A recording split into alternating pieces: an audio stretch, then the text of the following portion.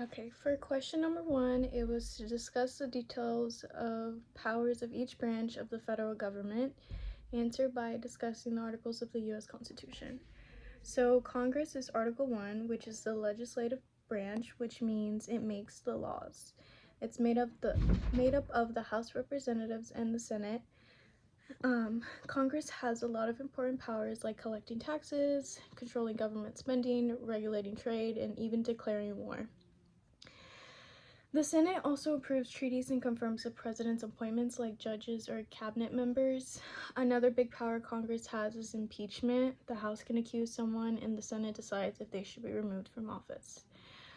Okay, and Article 2 is the president, which is in charge of the executive branch. Their main job is to enforce the laws that Congress passes. The president is also the commander-in-chief of military, which is a big deal. They can make treaties, but the Senate has to approve them and appoint federal officials, including judges. One of the most well-known powers is the veto, where the president can reject a law passed by Congress.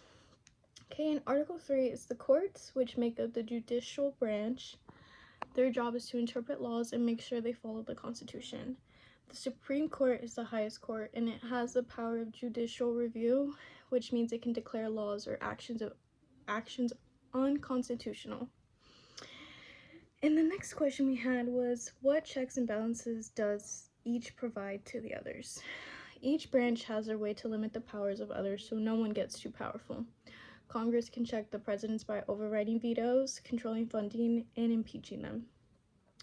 It also checks the courts by approving judges and having the power to remove them. The president checks Congress by vetoing laws.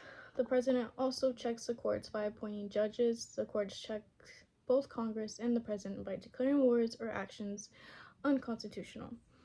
This is a really strong power because it basically means they can cancel laws if they don't follow the Constitution.